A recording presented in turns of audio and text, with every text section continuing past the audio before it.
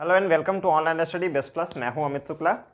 मैंने आपको प्रॉमिस किया था कि हम अपने आईआर पे और जो इंडिया की फॉरेन पॉलिसी है उसका जो कोर है उसको डिस्कस करेंगे। और मैंने आपको ये बोला था कि अभी जो यूक्रेन रसिया का मैटर है उस पर हम रसिया का इतना जो फेवर कर रहे हैं, तो इतना हम रसिया हमारे लिए मैटर क्यों करता है।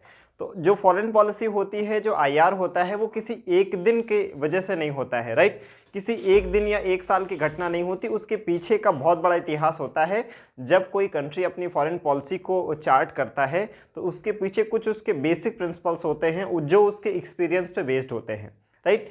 तो पहली चीज़ मैं आपको कुछ चीज़ें बता दूं कि बहुत सारे टीचर्स ऐसे हैं जो बहुत एजेड भी हैं, और मैं उनको क्रिटिसाइज़ नहीं कर रहा हूं, बट उनमें एक बहुत बड़ी कमी है कि वो फॉरेन पॉलिसी के मुद्दों को बहुत उल्टा सीधा भी बताते हैं। कि जैसे मैं अभी आपको वीडियो में आगे बताऊंगा कि वो लोग नैम को लेके बोलते हैं, जो नॉन अलाइनमेंट मूवमेंट है, कि हमारा जो नैम है वो मर चुका है। ऐसा नहीं है, नैम अभी भी जीवित है, डिफरेंट कलर में आया है, राइट। तो इस तरह के जब आप अपने पॉलिसी में जो कोर जो कॉन्सेप्चुअल क्लैरिटी है, अगर उसी में गड़बड़ कर दोगे तो फिर आगे का टॉपिक आपको समझ नहीं आएगा। तो हमें ये गर्व होना चाहिए इस बात का कि अगर दुनिया में इस समय सबसे जो डायनामिक फॉरेन पॉलिसी है, अगर किसी भी देश की है, वो भारत की है। हम जब बोलते हैं डायनामिक फॉरेन पॉलिसी तो उसका अर्थ क्या होता है कि हम दो जो एकदम विपरीत कंट्री हैं, जो इनेमी कंट्री हैं, हम उनके साथ भी अपने रिलेशन बहुत अच्छे से करके अच्छे से चला पा रहे हैं। एग्जाम्पल के तौर पे हम क्यों कहते हैं कि इंडिया की जो फॉरेन पॉलिसी है वो डायनामिक है। हमारी जो फॉरेन पॉलिसी है वो डायनामिक ही वो क्यों है, आप एग्जाम्पल के तौर पे देखो, इजराइल और पैलेस्टीन। हम एक तरफ इजराइल के साथ में भी जुड़े हुए हैं और दूसरी तरफ हम पैलेस्टीन के साथ भी जुड़े हुए हैं। और आपको ताजुब होगा कि जब इंडियन प्राइम मिनिस्टर पैलेस्टीन जाते हैं या फ़लस्तीन जाते हैं तो उनको जो गार्ड देते हैं वो इजराइल की एयरफोर्स देती है, इजरायली सेना देती है। ये बहुत विचित्र बात है कि हमारा प्रधानमंत्री जब इजराइल के दुश्मन देश में जाता है तो उसको जो सिक्योरिटी दे रहा है उस समय वो इजराइल की सेना दे रही है, ठीक है। दूसरा एग्जाम्पल देखिए, दूसरा एग्जाम्पल आप देख सकते हो कि हमने जितने अच्छे संबंध रसिया से बनाए हैं, हमने उसी तरह अच्छे संबंध यूएसए से बनाए, और दोनों एक दूसरे के दुर्विरोधी हैं। हमने जितने अच्छे संबंध चाइना से बनाए हैं उतने ही अच्छे संबंध हमारे यूएसए से हैं, जबकि चाइना और यूएसए आपको पता होगा कि हर मसले में एक दूसरे के अगेंस्ट में ही रहते हैं। हमने जितने अच्छे संबंध इजराइल से बनाए हैं, और आपको पता होगा कि ज़्यादातर जो गल्फ़ कंट्रीज़ हैं अभी उनका थोड़ा रवैया इजराइल को लेके चेंज हुआ है, लेकिन वैसे ज़्यादातर जो गल्फ़ कंट्रीज़ हैं वो इजराइल के ख़िलाफ़ रहते हैं। लेकिन हमारे जो संबंध हैं वो जितने अच्छे इजराइल के साथ हैं उतने ही अच्छे गल्फ़ कंट्रीज़ खाड़ी देशों के साथ भी हैं। बात आ रही समझ में। तो ये एक एग्जाम्पल है। आप दूसरा एग्जाम्पल देख सकते हैं कि हमने ईरान के साथ भी बहुत अच्छे संबंध बनाए, और ईरान का जो दुश्मन है यूएसए, उसके साथ में भी हमने अच्छे संबंध बनाए। यानी ये बहुत बड़ी बात है कि आमतौर पे क्या होता है कि धमकी आने लगती है कि अगर आप इनसे दोस्ती करोगे तो फिर हमसे दुश्मनी करनी पड़ेगी, या हमसे दोस्ती करोगे तो फला से दोस्ती नहीं कर सकते हो। लेकिन इंडिया ने अपने फॉरेन पॉलिसी में इसकी गुंजाइश बहुत अच्छे से रखी है कि दो जो परस्पर विरोधी देश हैं उनके साथ भी हमारे सामंजस्य बहुत अच्छे हों। अच्छा, इसका फ़ायदा क्या होता है? इसका फ़ायदा ये होता है कि आपकी जो स्ट्रेटजिक ऑटोनॉमी होती है वो बनी रहती है, ठीक है। अब इंडिया ने अपनी स्ट्रेटजिक ऑटोनॉमी कैसे बनाई, देखिए ज़रा। इंडिया ने अपनी स्ट्रेटजिक ऑटोनॉमी कैसे बनाई? रणनीतिक स्वायत्तता, जिसे हम हिंदी में कहेंगे कि भारत ने अपनी रणनीतिक स्वायत्तता कैसे मेंटेन की है, ठीक। देखिए, जब इंडिया आज़ाद होता है तो हमने, जब हमारे प्राइम मिनिस्टर थे जवाहरलाल नेहरू, सुकर्णो थे, जोसेफ टीटो थे, और ये से बड़े बड़े कुछ लीडर्स मिलके हम लोगों ने 1961 में हमने बनाया नैम, नॉन अलाइनमेंट मूवमेंट, जिसे हम लोग कहते हैं गुट निरपेक्ष आंदोलन। तो गुट निरपेक्ष आंदोलन क्या है? निरपेक्ष मतलब होता है हम किसी के साथ नहीं, हम न्यूट्रल हैं।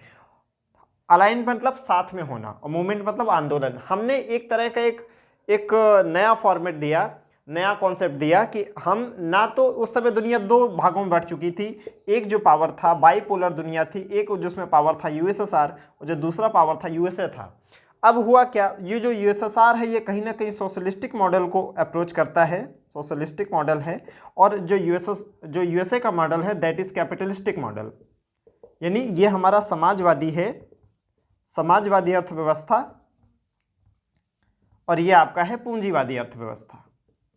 तो ये लड़ाई सिर्फ रसिया और यूएसए की नहीं है, ये लड़ाई है समाजवाद वर्सेस पूंजीवाद।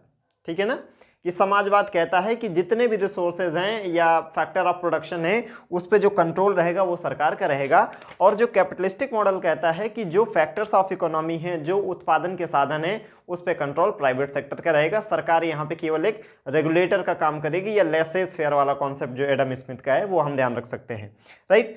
तो ये समाजवाद को पूंजीवाद वाले एक बुराई मानते हैं, और समाजवाद का जो झंडा दरबार किया हुआ है वो यूएसएसआर या आज का रसिया किया हुआ है। इसलिए रूस से इनकी लड़ाई कभी खत्म नहीं हो सकती, बहाने अलग अलग हो सकते हैं, क्योंकि मेन लड़ाई है कि वो सोशलिज्म को एक एविल मानते हैं। जो कैपिटलिज्म है वो सोशलिज्म को एविल मानता है, और कैपिटलिज्म को जो झंडा दरबार किया हुआ है वो यूएसए किया हुआ है। फिलहाल हम अपने टॉपिक पे आते हैं।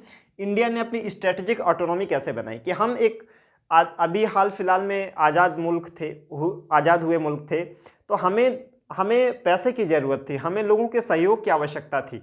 तो अगर हम किसी एक पाले में चले जाते, तो अगर हम यूएसएसआर के पाले में खुल के जाते, तो जाहिर सी बात है कि हमको जो ऐड और हेल्प मिलनी थी यूएस से वो हमको नहीं मिल पाती। इन द सेम वे अगर हम यूएस के साथ में जाते तो हमारे साथ दिक्कत ये होती कि यूएसएसआर हमारे साथ नहीं आता, राइट।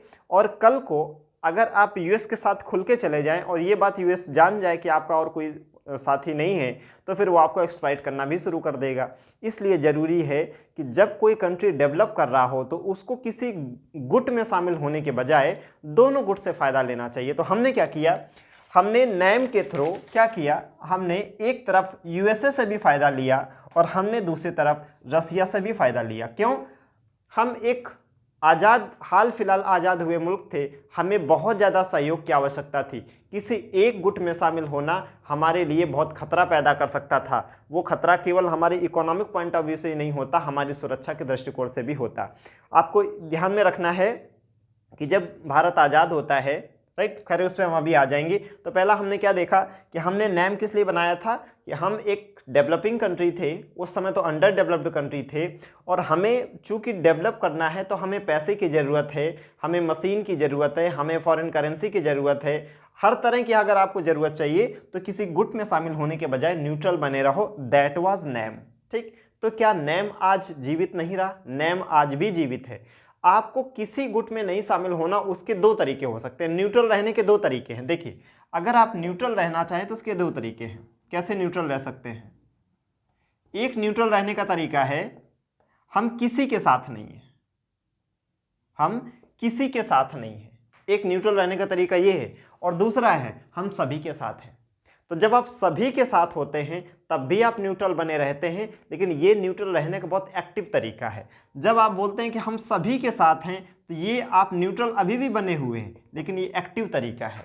जब हम किसी के साथ शामिल ही नहीं होंगे, हम किसी के न्यूट्रल रहना चाहते हैं कि तो इसलिए किसी के साथ शामिल नहीं होंगे, ये बहुत पैसिव नेगेटिव तरीका है। अब आप देखें कि जब आप एक्टिव तरीके से सबके साथ होते हैं तो एक्चुअली में आप किसी के साथ नहीं हैं, या जब आप सबके साथ हैं तो जब आप सभी के साथ हैं तो फिर आप किसी गुट का हिस्सा ही नहीं बने। तो बजाय जैसे पहले इंडिया करता था कि हम किसी गुट का हिस्सा नहीं हैं और इस तरह से हम न्यूट्रल बने रहेंगे और अपनी स्ट्रेटेजिक ऑटोनॉमी को मेंटेन रखेंगे, अब इंडिया क्या करता है? अभी भी न्यूट्रल रहता है, लेकिन अब पैसिव वे में नहीं रहता। हम अब सभी का हिस्सा बनेंगे। तो जब सब का हिस्सा बनोगे तो फिर किसी एक के लिए खास नहीं हुए। इससे क्या होगा? हमारी बार्गेनिंग कैपेसिटी हाई बनी रहेगी। किस बेसिस पे मैं ये कह रहा हूँ कि नैम आज भी जीवित है? नैम इस वजह पे जीवित है क्योंकि हमने जो न्यूट्रल रहने का तरीका था वो तरीका बदल दिया है। हम पहले एक कमज़ोर मुल्क थे, इसलिए हम ये सोचते थे कि अगर हम किसी एक ग्रुप में जाएंगे तो दूसरे ग्रुप का हमें को भजन का शिकार बनना पड़ेगा। ये हम नहीं बनना चाहते थे, लेकिन आज हम मजबूत हो चुके हैं तो हम एक्टिव वे में सबके साथ हैं, और जब सबके साथ हैं तो किसी के साथ नहीं। उदाहरण देखें कैसे हम कहते हैं कि नैम आज भी जीवित है डिफरेंट फॉर्म में। एक तरफ आप देखें तो हम क्वाड का हिस्सा हैं, और क्वाड में आपको पता होगा कि लाइक माइंडेड जो डेमोक्रेटिक कंट्रीज़ हैं, जैसे कि यूएसए हो गया, ऑस्ट्रेलिया हो गया, जापान हो गया और इंडिया। तो इंडिया इन कंट्रीज़ के साथ में है, वो क्वाड के नाम से है। दूसरी तरफ आप इंडिया को देखते हो कि वो एससीओ में भी शामिल है, संघाई कोऑपरेशन ऑर्गेनाइजेशन, जिसमें जो मेन इन्फ्लुएंस है वो चाइना का है, हालांकि उसके साथ में रसिया भी है। है ना। एक तरफ आप ब्रिक्स का भी हिस्सा हैं, तो ब्रिक्स और एससीओ दोनों में आप देखोगे कि चाइना और रसिया है, राइट। तो हम चाइना और रसिया के साथ जुड़े हुए हैं एससीओ और ब्रिक्स के थ्रू, और हम क्वाड के थ्रू अमेरिका और उनके जो लाइक माइंडेड कंट्रीज हैं जैसे यूएसए, ऑस्ट्रेलिया हो गया, जापान हो गया, और आगे चल रही है कि क्वाड प्लस बनाया जाए। उस क्वाड प्लस में आपका साउथ कोरिया भी इंक्लूड किया जा सकता है, फ्रांस इंक्लूड किया जा सकता है। तो हमने क्या किया, कल को अगर हमें यूएस पैसिफिक ओशियन में या इंडो पैसिफिक रीजन में हमें ब्लैकमेल करने की कोशिश करे कि आप इस क्षेत्र में अगर चाइना से निपटना चाहते हैं तो हमारे ऊपर आपकी डिपेंडेंसी है, तो होशियारी करने की कोशिश करे, तो हम भी बार्गेनिंग कर सकते हैं, क्योंकि हम एससीओ से जुड़े हुए हैं, हम ब्रिक्स से जुड़े हुए हैं। तो अगर कल को दगा करने की अमेरिका ने कोशिश की तो हमने अपने लिए विकल्प बना के रखे हैं। इसलिए ये कहना कि नैम मर चुका है ये गलत है, नैम जीवित है। पहले नैम का मतलब होता था हम किसी के साथ शामिल नहीं होंगे और इस तरह से न्यूट्रल रहेंगे। आज भी नैम को फॉलो कर रहे हैं, लेकिन किस ढंग से, कि हम सभी के साथ हैं। जब सभी के साथ होंगे तब भी आप न्यूट्रल बने रहेंगे। ये हमने अपने उसका देख लिया नैम के बारे में, हमारी फॉरेन पॉलिसी क्या है। और जैसे आज के समय बांग्लादेश आप देखोगे तो बांग्लादेश ने बहुत स्मार्ट मूव लिया है, जैसे इंडिया लेता है कि Bangladesh being a developing country, right. अब उसे क्या चाहिए, उसे सभी का साथ चाहिए। तो वो चाइना से भी हेल्प लेगा, वो अमेरिका से भी हेल्प लेगा। वो क्यों ये अमेरिका से कहे कि नहीं हम चाइना से दोस्ती करेंगे फिर हमें तुम्हारी परवाह नहीं है। तो जितने स्मार्ट और इंटेलिजेंट डेवलपिंग कंट्रीज होंगे वो क्या करेंगे, जैसे इंडिया ने नैम के थ्रू फ़ायदा उठाया दोनों कंट्रीज से, ऐसे वो भी फ़ायदा उठाएंगे इन राइवल जो कंट्रीज़ हैं इनसे। तो यह हमने अभी अपने नैम को देखा और किस तरह से हमारी फॉरेन पॉलिसी बहुत डायनामिक है, उसका एग्जाम्पल हमने इस ढंग से देखा कि एक तरफ आप क्वाड का हिस्सा हैं और दूसरी तरफ आप एससीओ और ब्रिक्स का हिस्सा है, जो हमारी डायनामिक फॉरेन पॉलिसी को बताने के लिए काफ़ी है। दूसरा हमारा जो डिस्कशन का पॉइंट है कि रसिया हमारे फॉरेन पॉलिसी में इतना मैटर क्यों करता है। तो पहला उसका कारण हो जाएगा कि जब इंडिया का विभाजन होता है तो इंडिया पाकिस्तान दो मुल्क एक साथ आते हैं, राइट। तो होता इसमें यह है कि रसिया जो है उससे दुश्मनी जब फर्स्ट वर्ल्ड वार होता है लगभग तभी से कोल्ड वार एक कहीं ना कहीं जन्म ले चुका है। आपको पता होगा कि जब रसिया की रिवॉल्यूशन होती है तो उसके बाद फर्स्ट वर्ल्ड वार होता है, तो आप देखोगे कि रसिया पे सिविल वार करवा दिया 1921 में ये वेस्टर्न यूरोपियन कंट्रीज में, जबकि पहले विश्व युद्ध में रसिया इन्हीं के खेमे से लड़ रहा था। तो रसिया ये समझ चुका था कि जो आने वाला समय है वो समाजवाद वर्सेस पूंजीवाद होगा। तो समाजवाद को कमज़ोर करने के लिए रसिया भले पहले विश्व युद्ध में अमेरिका और ये ट्रिपल एंटा वाले कंट्री थे, राइट, जिसमें फ्रांस है, ब्रिटेन है, ये सब थे, इन्हीं के साथ में लड़ा। लेकिन बाद में जब वहाँ पे रिवॉल्यूशन हुई, वो अलग हुआ इससे, तो इन्हीं देशों ने वहाँ पे सिविल वार करवा दिया ताकि रसिया कमज़ोर हो जाए। तो गृह युद्ध के बीज वहीं पे बो दिए गए थे, फिर उसके कोल्ड वार के बीज वहीं पे बो दिए गए थे। फिर आगे ऐसा होता है कि जब इंडिया और पाकिस्तान दो मुल्क आते हैं तो अफगानिस्तान, उनको पता था कि अफगानिस्तान एक बीइंग अ बफर स्टेट, इसका स्ट्रेटजिक इंपॉर्टेंस हमेशा रहेगा। तो आज नहीं तो कल यूएसएसआर यानी आज का जो रसिया है वो यहाँ पे आएगा ही, और ये अनुमान सही भी था। तो अगर अफगानिस्तान में रोकना है रसिया को तो आपको एक बगल का कोई पड़ोसी देश तो चाहिए ही। उदाहरण के तौर पे आपको अपने बगल वाले के घर पे अगर बम गिराना है या कुछ फेंकना है, ऐसी चीज़ें जो उसको नुकसान पहुंचाएं, तो उस घर के बगल के जो चारों ओर के घर होंगे उनकी छत पे आप चले जाइए, वहां से आपको नीचे हथियार फेंकने में, गोला फेंकने में मदद मिलेगी। सिंपल सी बात है कि अगर आप मान लीजिए आपको इस घर में हमला करना है तो क्या करो, ये जो बगल वाले घर हैं इनकी छतों पर आपका कब्जा होना चाहिए। तो अगर ये रहा आपका अफगानिस्तान, और अफगानिस्तान में अगर यूएस को रसिया से लड़ना है तो उसे एक बेस की ज़रूरत होगी, और इंडिया तो पहले ही बोल चुका है कि हम न्यूट्रल रहेंगे, हम किसी के फेवर में नहीं जाएंगे, ना यूएसएसआर के सेंटर में जाएंगे ना यूएस के सेंटर में जाएंगे। तो अफगानिस्तान में रूस को रोकने के लिए उनको एक बेस की ज़रूरत थी, और भारत ने तो उस गुंजाइश को ही ख़त्म कर दिया। तो बेस का काम कौन कर सकता था? पाकिस्तान ही कर सकता था। तो पाकिस्तान अमेरिका के लिए मजबूरी हो गया, अगर यूएसएसआर को अफगानिस्तान में रोकना है तो पाकिस्तान का माला जपना उनके लिए मजबूरी है। और इसी दरमियान आप देखोगे कि जवाहरलाल नेहरू ये जो मुद्दा है जम्मू एंड कश्मीर का, इसको लेके 1948 में चले जाते हैं, कहाँ पर, यूएन में चले जाते हैं। अब अमेरिका और ब्रिटेन ने, चूंकि ब्रिटेन कहीं ना कहीं पिछलग्गू बन चुका है अमेरिका का, तो जो अमेरिका का इंटरेस्ट है वही ब्रिटेन का भी इंटरेस्ट है। इन लोगों ने यूएसएसआर को कमज़ोर करने के लिए पाकिस्तान को पैम्पर करना शुरू किया, और पाकिस्तान को पैम्पर इस हद तक किया कि जम्मू कश्मीर के मसले को कहीं ना कहीं इन्होंने पाकिस्तान के फेवर में जोड़ दिया। अब वही चीज़ आती है कि दुश्मन का दुश्मन दोस्त होता है, ठीक है। तो जैसे पाकिस्तान का फेवर कर रहा है अमेरिका, तो अब यूएसएसआर ने देखा कि यही वो मौका है जब हमें इंडिया को अपने एक फेवर में लेना चाहिए। तो इन लोगों ने क्या डिसाइड किया कि जम्मू कश्मीर में जनमत संग्रह कराया जाएगा, और जनमत संग्रह में जो लोग कह देंगे कि इंडिया में शामिल होना चाहते हैं मेजोरिटी में, तो इंडिया में शामिल हो जाएगा, और पाकिस्तान में कह देंगे तो पाकिस्तान में शामिल हो जाएगा। अब चूंकि वहाँ मुस्लिम आबादी बहुत बढ़ चुकी थी, तो संभावना इस बात की थी कि जो वहाँ के लोग हैं वो जनमत संग्रह में कह देंगे कि नहीं, हम पाकिस्तान में चले जाना चाहते हैं। इस तरह से जम्मू कश्मीर पाकिस्तान चला जाए, इसका षड्यंत्र पूरा किया ब्रिटेन और अमेरिका ने। उस समय यूएन के सिक्योरिटी काउंसिल में जो बार बार वीटो यूज किया वो रसिया ने किया। तो जम्मू कश्मीर आज अगर पाकिस्तान में पूरा नहीं गया है, तो इसको बचाने का क्रेडिट बहुत बार रसिया को जाता है, ठीक है।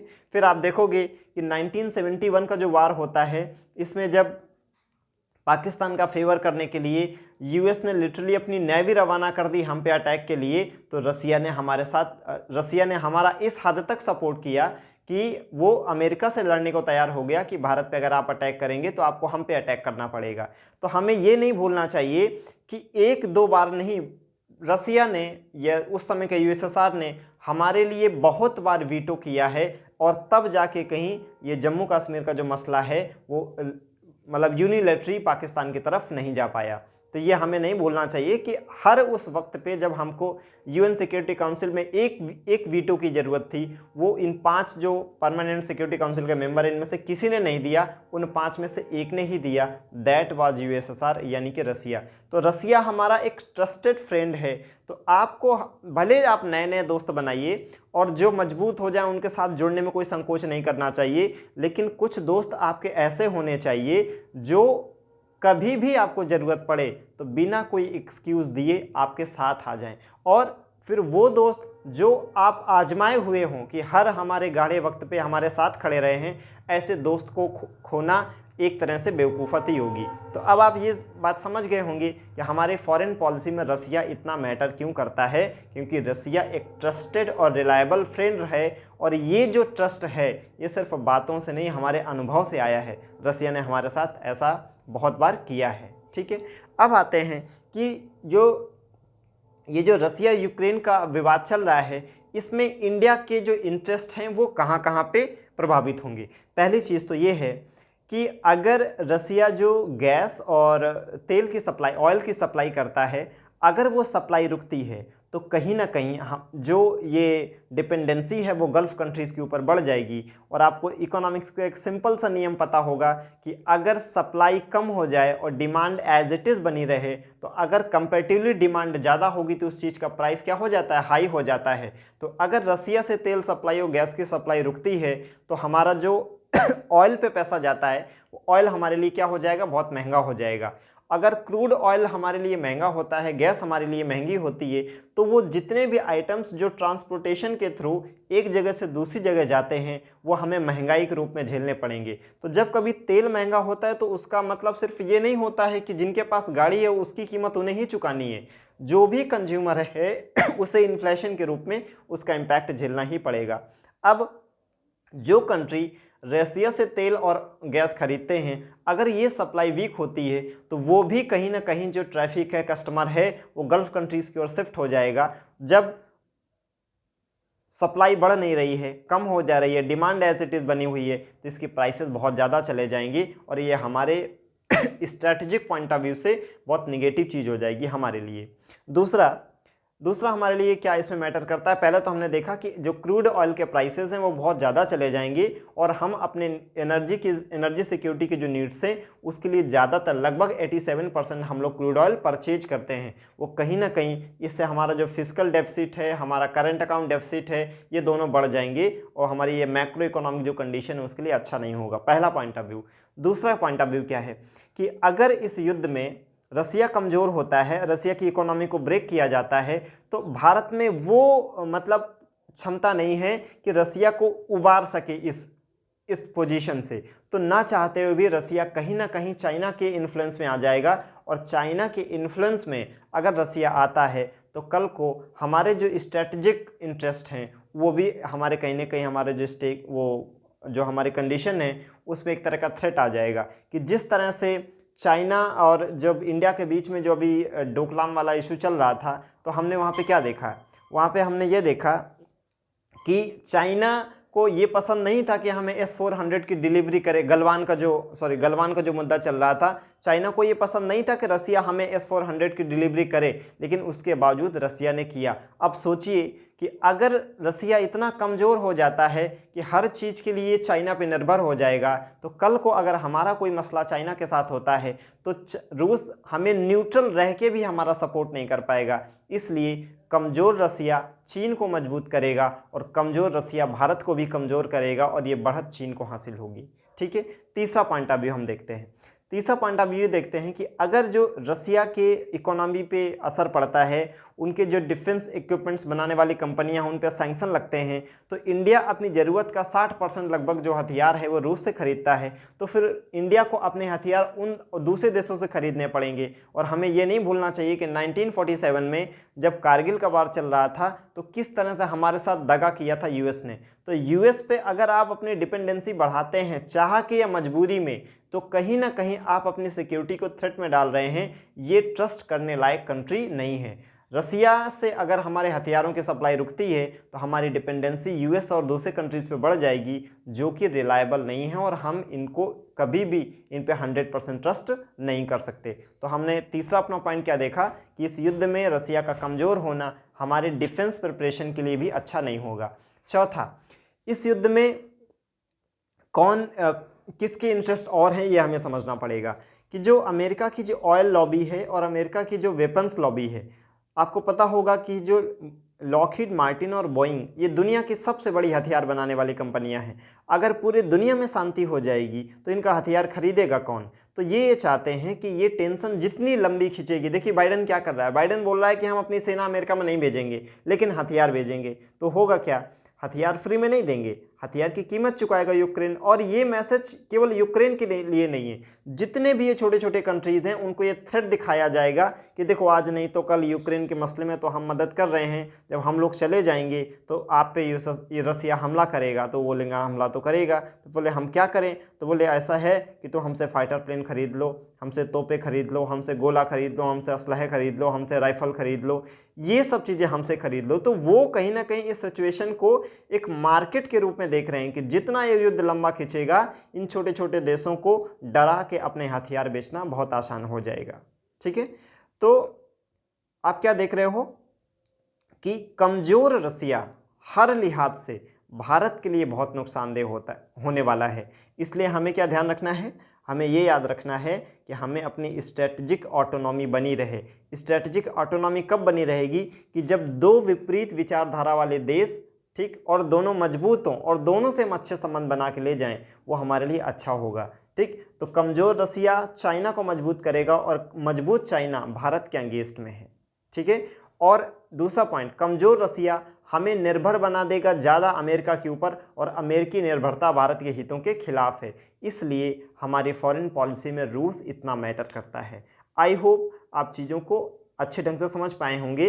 अभी तक मैंने जो बताई इसमें एक पॉइंट हमें और नहीं भूलना चाहिए कि वो चीज़ें सामने नहीं आ रही है लेकिन दिख रहा है कि एक तरह से ये जो अमेरिका है और जो कुछ वेस्टर्न यूरोपियन कंट्रीज़ हैं वो अप्रत्यक्ष रूप से जर्मनी के खिलाफ भी युद्ध छेड़े हुए हैं। अगर आपने नोटिस किया हुआ हो, इस पूरे अभी तक के घटनाक्रम में जर्मनी का कोई भी स्टेटमेंट ऐसा नहीं है जो रसिया को थ्रेट पहुंचाने वाला हो या कोई धमकी देने वाला हो।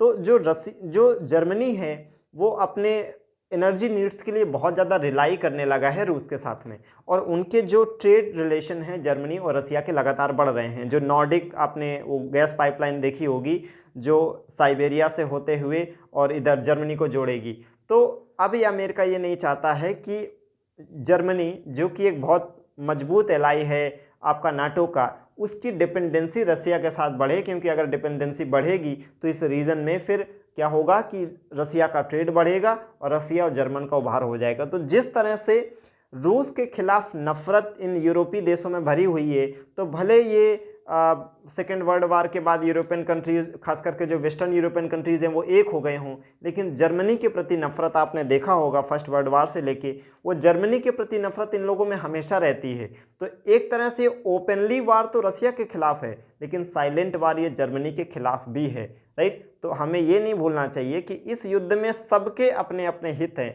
तो हमें भी अपने हितों को ध्यान में रखना चाहिए। इसलिए कोई हमें ह्यूमन राइट की दुहाई देगा कि ह्यूमन राइट के पॉइंट ऑफ व्यू से तो आपको यूक्रेन का फेवर करना चाहिए, लेकिन विदेश नीति ये कहती है कि विदेश नीति में ना कोई आपका परमानेंट दोस्त होता है, ना ही परमानेंट कोई दुश्मन होता है। इसलिए समझदारी इसी में है कि जिस भी तरीके से हमारे हित पूरे हो सकते हैं, हमें वो करना चाहिए, ठीक है।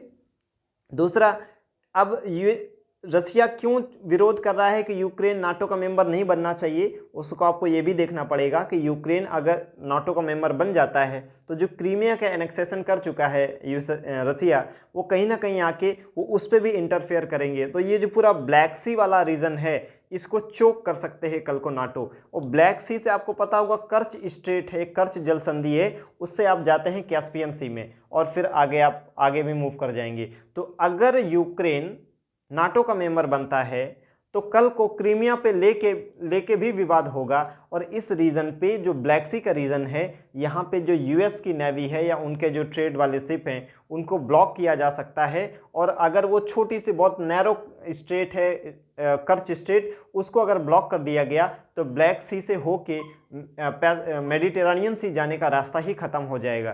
तो जब कोई कंट्री अपने कोई इस तरह की स्ट्रेटजी बनाता है तो उसमें कोई 1-2 साल का पीछे की रणनीति नहीं होती है। रसिया बहुत आगे का सोच के चल रहा है। क्यों उसने क्रीमिया का एनेक्सेशन किया, क्यों यूक्रेन के मामले में किसी हद तक जाने को तैयार है, क्योंकि वो जानता है कि इस पॉइंट पे अगर हमने थोड़ा भी ढील दिया तो ब्लैक सी के रीजन पे हमको ऐसे घेराबंदी होगी कि हमको मेडिटेरेनियन सी जाना मुश्किल हो जाएगा।